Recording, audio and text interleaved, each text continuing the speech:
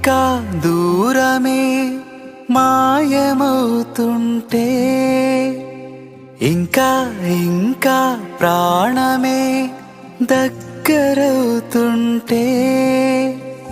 తెలియని భావమేదో మనసులో తొంగి చూసి మౌనమే చెరిపివేస్తుంటే, మాటలై పలకరిస్తుంటే, నిన్ను చూసి నన్ను చూసి చెప్పాలని